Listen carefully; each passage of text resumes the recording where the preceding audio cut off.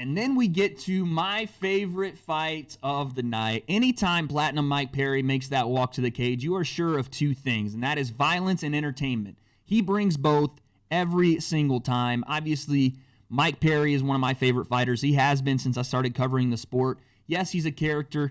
Yes, he does things differently. He walks to the beat of his own drum. I'm pretty sure he's the one playing the beat to his own drum as he's walking to it.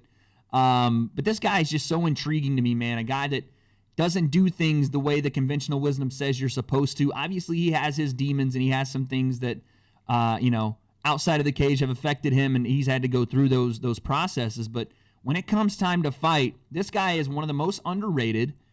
He's a tough dude. And his technique is, like I said, it's very underrated. People don't give Mike Perry credit for his ability to grapple, his ability to stuff takedowns, and as the fight wears on, to keep his power for a guy that cuts, what are we talking, 35 pounds, maybe even more? He's huge. For 170 pounds, he's huge. To keep his power throughout the fights. Now, in 3-round fights, it tailors more to his style, not having to go the full 5 rounds. But in those 3 rounds, you're going to get a violent, entertaining display from this guy. Whether he's throwing those nasty razor-like elbows in the clinch, we saw he put the lights out on Jake Ellenberger with those, or he's methodical in victory like he was against Mickey Gall. He broke Mickey Gall down, beat him at his own game, beat him grappling, really. Mickey Gall wanted to grapple with Mike Perry, and Mike Perry did and beat him. Or we see him go through these wars like he did with Paul Felder and with Vincent Luque. This guy is so underrated in my opinion, and I thought he won the Luque fight. I really did. Even though he got his nose put on the other side of his face. Now, where Mike Perry lacks and where he usually is at a detriment is guys that not only have experience but have the ability to outstrike him on the feet, frustrate him, and get him to a point where he is swinging looping shots, he's tired, and he overexposes his weaknesses in his defense, right? Jeff Neal hit him with a nasty high kick and put him away. You saw basically Cowboy allowed himself to be taken down by the aggression of Mike Perry just to grab onto his arm and almost rip it off. Again, Max Payne Griffin, one of the guys we've talked about here on this podcast, Savage of the Week from a couple of weeks ago.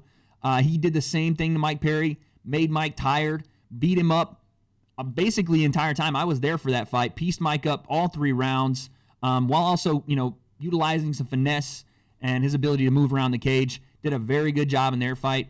Those are the type of guys that give Mike Perry problems. Now, I don't know if I would consider Tim Means to be that type of guy. We went, 2.5 minutes here without talking about Mike Perry's opponent. Tim Means, the dirty bird himself, the wily veteran, is back here at 170. And Tim Means is going to bring it. You want to talk about violence and entertainment? Tim Means is going to bring it to Mike Perry. Guy's been through war after war. Been in this sport now for so long. Has some big wins and coming off 2 in a row after losing to Nico Price last year.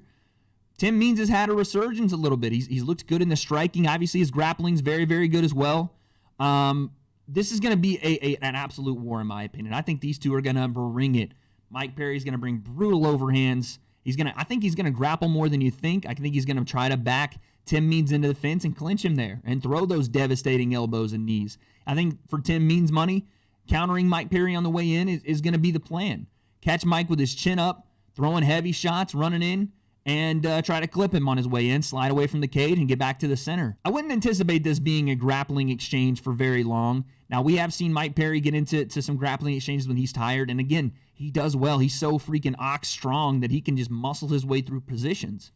And that's something you have to deal with when you're going against a guy like Mike. So I think Tim Means is going to have his hands full. I really do. Now, Tim Means a little bit more of a technical striker, in my opinion. I think he's more precise than Mike Perry is and will be. He throws more output than Mike Perry will, and he doesn't get hit as much. He doesn't get hit nearly as much as Mike Perry does either. So I think it's going to be an issue of, can Mike Perry capitalize in exchanges without being touched up and being frustrated to the point where he's starting to swing wildly?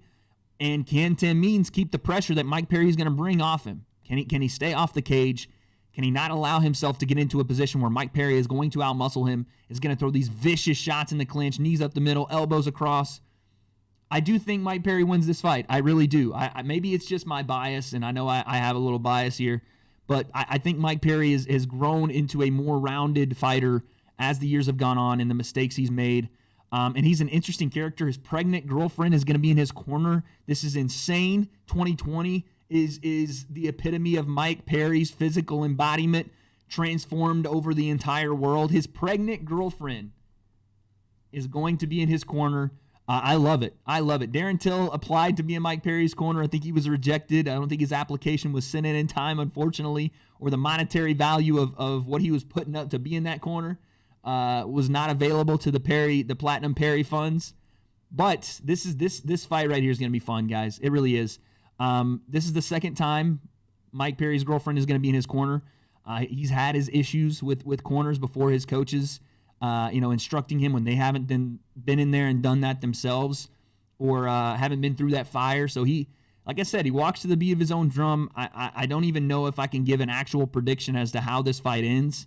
It's going to end in brutality and violence, and I think Mike Perry is going to, I think he's going to win a decision again. I really do. I don't know if he goes in and stops Tim Means. I think he wins a decision based off that aggressive forward pressure, landing shots in the clinch, and possibly if they do get into some grappling exchanges, Mike Perry's ability to muscle his way through positions and land big shots.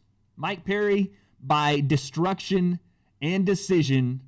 And by the way, congratulations to Mike, man. He's going to be a dad. I got to send some congratulations to his corner and his first lady. Platinum Mike Perry seems to be winning on all fronts in 2020. I think he brings one more home before the end of the year. Mike Perry by decision.